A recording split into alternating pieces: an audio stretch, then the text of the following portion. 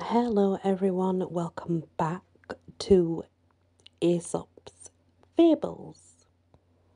The first one is called The Thief and the Innkeeper. A thief hired a room at an inn and stayed there some days on the lookout for something to steal. No opportunity, however, presented itself till one day, when there was a festival to be celebrated. The innkeeper appeared in a fine new coat, sat down before the door of the inn for an airing. The thief no sooner had sat down, enjoying the fresh air, when he saw a fine new coat, sat down, just there, no one watching.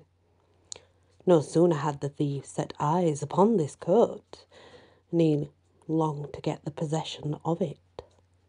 There was no business doing, so he went and took a seat by the side of the innkeeper, began talking to him, obviously to start conversation, as they do, and they conversed together for some time. Then the thief suddenly yawned and howled like a wolf. The innkeeper asked him, some concern, what ailed him. The thief replied, I will tell you about myself, sir, but first I must beg you to take charge of my clothes for me, for I intend to leave them with you. Why, I have these fits of yawning, I cannot tell. Maybe they are sent as a punishment for my misdeeds.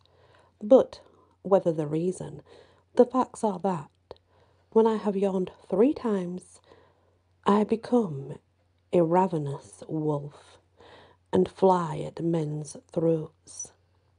As he finished speaking, he yawned a second time and howled again as before.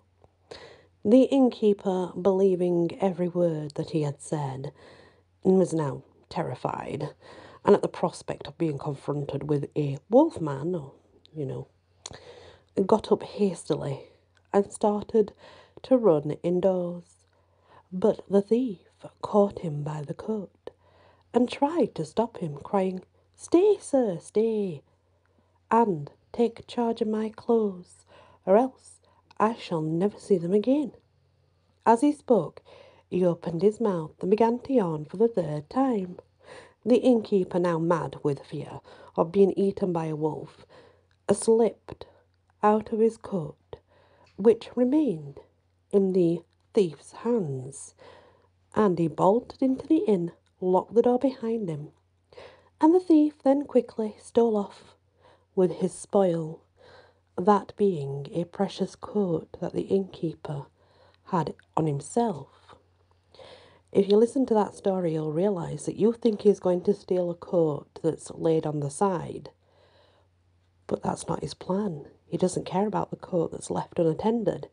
He cares about the one the innkeeper's wearing. And you're probably thinking, well, why the hell did he believe a man saying he was going to turn into a ravenous wolf? Well, that's very easy. Back then, it was a belief. They believed men could turn into wolves. They believed in curses. They believed in skinwalkers very openly. It was nothing new to them. It was a believable story back then. Not so much now, but back then, the innkeeper would have definitely believed him.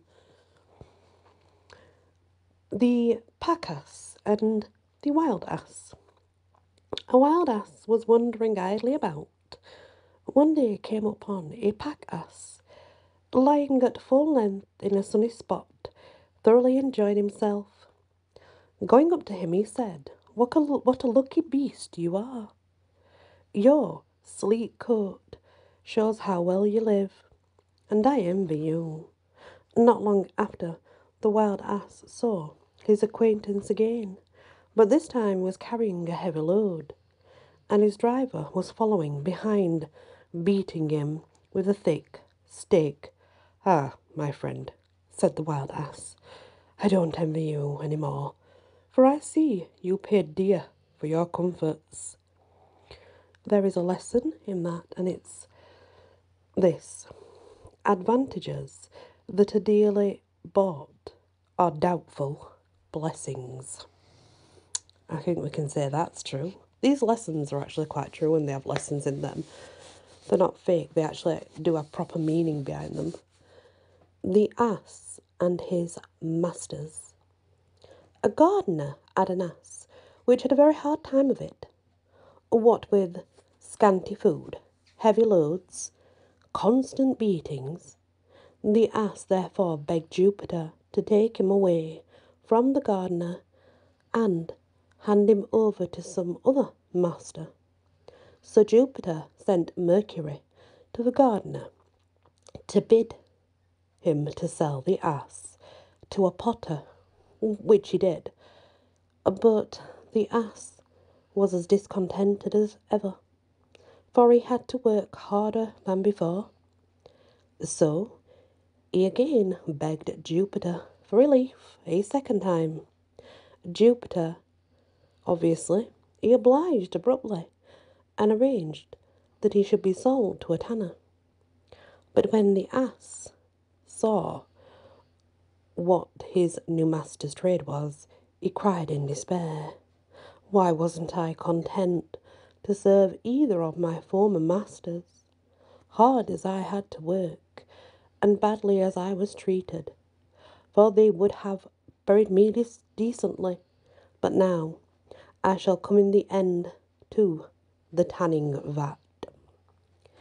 A tanner would be the one that would skin them, by the way, and use their fur and stuff for other things, so that's where he ended up in the end. The lesson in that is servants don't know a good master until they have served a worse. The pack ass, the wild ass, and the lion. A wild ass saw a pack ass jogging along under a heavy load and taunted him with the condition of slavery in which he lived. In these words he did say, "What a vile lot in yours compared with mine. I am free to the air, and never do a stroke of work, and, as for fodder, I have only to go to the hills, and there I find far more than enough for my needs.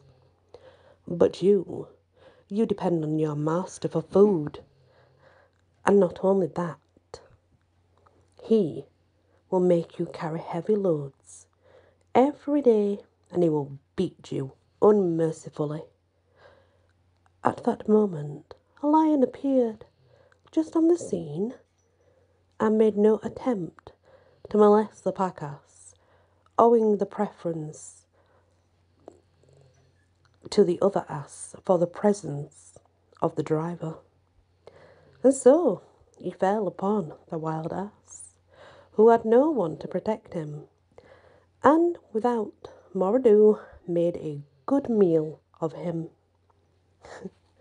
The lesson in that is, it is no use being your own master unless you can stand up for yourself.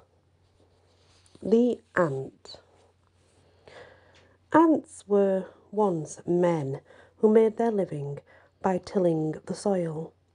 But not content with the results of their own work, they were always casting longing eyes upon the crops and fruits of their neighbours, which they stole.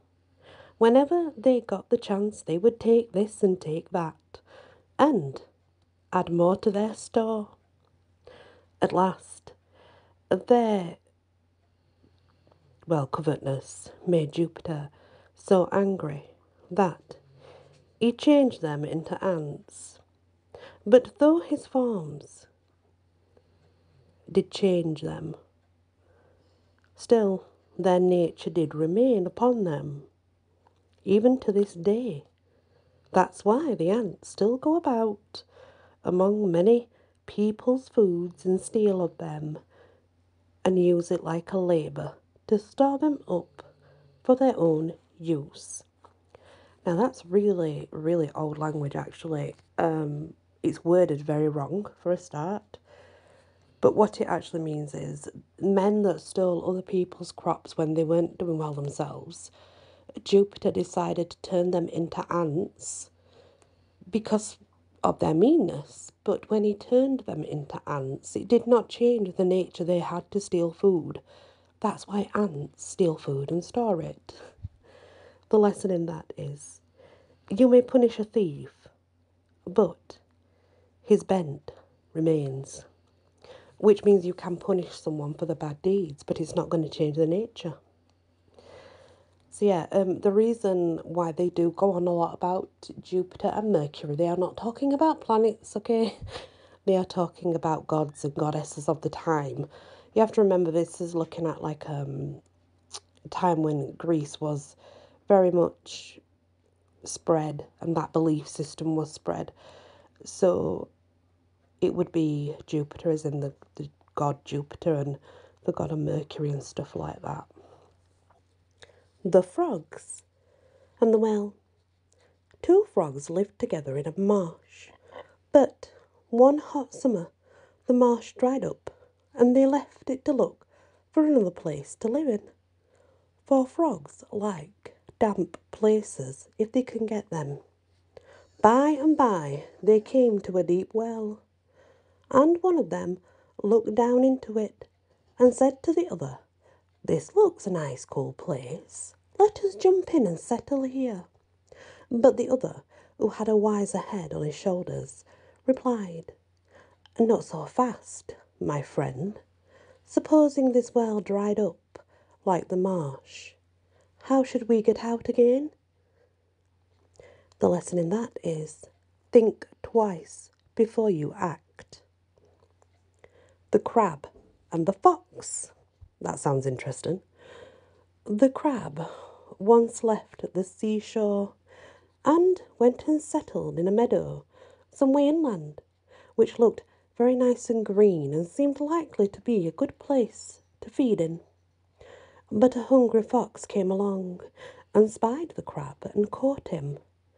Just as he was going to be eaten up, the crab said, "This is just what I deserve, for I had no business to leave my natural home by the sea and settle here as though I belonged to the land."